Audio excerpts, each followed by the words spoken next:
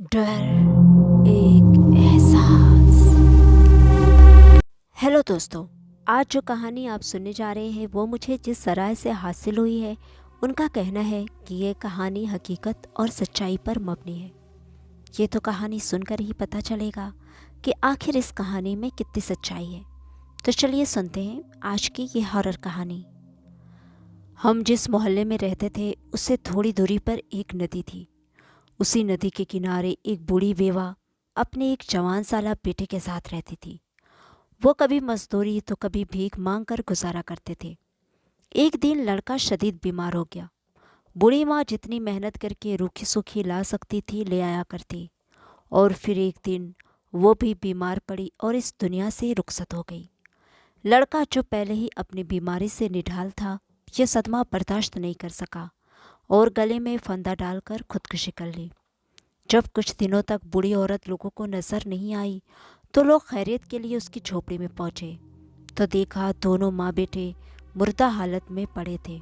इस वाकया के बाद से इलाके में कुछ पुरस्कार वाकयात रोनमा होने लगे।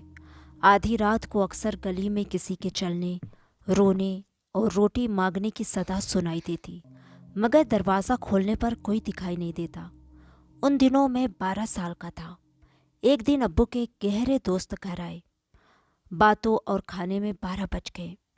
अब्बू ने सड़क तक छोड़ने गए और अम्मी के लिए मीठे पान बनवाने। मैं पान के लालच में जाग रहा था। तभी अम्मी ने कहा, बेटा दरवाज़ा बंद कराओ। मैं जब दरवाजे पर पहुंचा तो कोई शख्स दरवाजे के बहुत करीब सर झुकाए खड़ा था।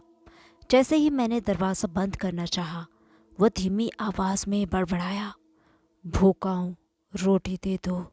मैंने डर कर जल्दी से दरवाज़ा बंद किया और अम्मी के पास आकर गिर पड़ा। मुझे यूं खौफजदा देखकर अम्मी घबरा गई। मैंने उन्हें सारा माजरा बताया। दोस्तों, इस वाकया के कुछ दिनों बाद मेरी खाला और खालू हमारे घर आए। खालू ने अपना कारोबार हमारे शहर में शिफ्ट कर दिया था। इस वजह से उनकी रिहाइश हमारे ही घर थी। खालू अक्सर रात देर से घर आते थे। एक दिन खालू घर आए तो रात के 12:30 बज रहे थे। घर आने के बाद जब वो खाना खाने बैठे तो बाहर से आवाज़ आई, रोटी दे दो, भूखा हूँ। खालू ने रोटी उठाई और बाहर निकले, लेकिन बाहर पूरी गली सुनसान पड़ी थी। वह हैरान होकर पलट आए। उस दिन उनके साथ ऐसा 4 बार हुआ। अगली सुबह उन्होंने अम्मी से इस बात का जिक्र किया तो अम्मी ने उन्हें सख्ती से ताकीद की कि हरगिज़ दरवाज़ा मत खोला करें। मेरा बचपना था तो मुझे तजस्सुस पैदा हुआ कि मैं उसे एक बार देखूं, आखिर वो कौन है। इसलिए एक दिन मैं रात देर तक जागता रहा। उस रात जब खालू घर आए तो मैं उनके कमरे में जाकर बैठ गया। खाला भी खाना गर्म करके ले आई। मैं बाहर की आवाज़ों पर कान लगा के बैठा था। तभी किसी के हल्के से खांसने की आवाज़ सुनाई थी। मैं तेज़ी से बाहर निकला। पीछे से खाला ने आवाज़ दी, क्या हुआ, नींद आ गई है क्या? जी खाला, कहते हुए मैं बाहर की तरफ लपका। हल्की सी कमज़ोर सी आवाज़ आ रही थी, भूखा हूँ, रोटी दे दो। मैंने दरवाज़ा खोला। एक साया सा घर के आगे से गुजर रहा था। मैंने उसे पुकारा, ये लो रोटी। मैंने हाथ में दबी रोटी उसकी तरफ बढ़ाई। वो पलटा तो मैं जैसे अपनी जगह जम सा गया। वो सफ़ेद कफन में लिपटा हुआ था, बेजान चेहरा, भयानक सी आँखें। उसने देखते ही देखते सर को झटका दिया।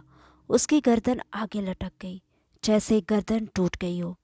मैं ज़ोर से चीखता चला गया। मेरी चीखों ने घर वालों को जगा डाला। उस वाक़ये के बाद मैं कई दिन बुखार में तपता रहा। आज उस वाक़ये को बरसों गुजर गए, मगर वो रात और वो आवाज़ आज भी मेरे हाफ़ज़े में महफूज है। और मैं अक्सर ये सोचता हूँ कि वाकई कुछ किस्से सिर्फ किस्से नहीं हुआ करते, हकीकत से जुड़े होते हैं। दोस्तों, इस तरह की कहानियों का मकसद किसी भी अंधविश्वास को बढ़ावा देना नहीं है। कहानियाँ सिर्फ मनोरंजन के लिए होती हैं, तो एंजॉय करें, लाइक और सब्सक्राइब भी कर दिया करें। और चलती हूँ, खुदा हाफिज़।